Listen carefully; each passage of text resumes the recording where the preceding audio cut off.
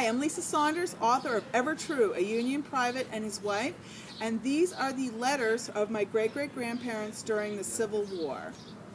This is September the 13th, 1862. Dear wife, I thought I would take a few minutes to write to you letting you know how we are getting along. We started from Auburn Friday morning at 8 o'clock, and we was in New York Saturday morning at 6 o'clock. We was met with great cheers all the way along. We are stationed right near Broadway, and it's the liveliest place I ever see. They have the most ways for making money you ever see. They drawed us through the city with horses, 4 horses to 2 cars, and we had 22 passengers besides some freight cars. We expect to get our guns before we leave here. This is a beautiful place. We had 2 girls come and dance for us today. They both danced and played on an accordion all at once, the nicest I ever saw. I want you to write and let me know when you started for home. I looked for you all the next day. I didn't know whether you had gone or not, but it was the lonesomest day I ever see. I hope I will never feel so again. Our guns has just come, and I think we will start right off. Don't write till you hear from me again. Your ever true and affectionate husband.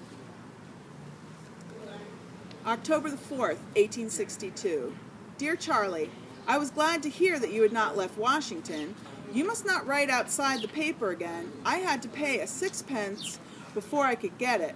They had got the story around that Hank Converse's wife slept with Bill Burt a week or 2 at Auburn. I want to know what your father thinks about you going into the war. From your true and affectionate wife, Nancy McDowell. October the 22nd, 1862, Camp Morris. Dear Nancy, we are having good times here now. Some of the boys begins to think they will soon have their poll tax soon worked out, but I had rather work on roads and go and fight. We went out on a little scout the other day.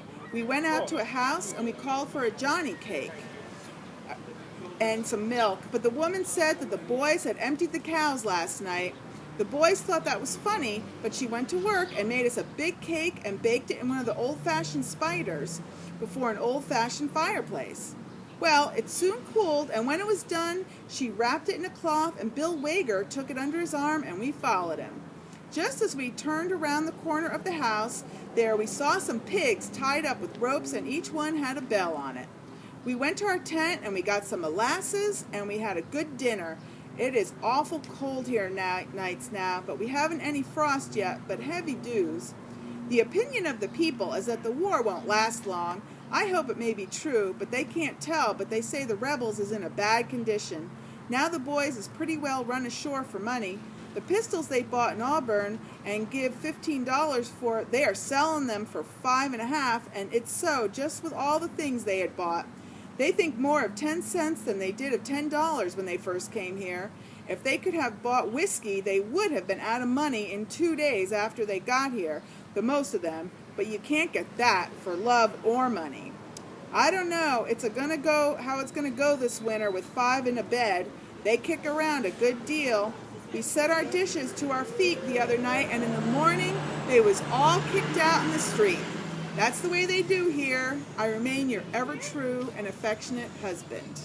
Thank you for listening to Ever True, a Union private and his wife. And of course, he goes on to fight many battles, starting with the Battle of Cold Harbor, going through the Shenandoah Valley, tearing that up under Sheridan, of course becoming very unpopular with the southern states. Please check out Ever True. Thank you. And it's also a play, by the way.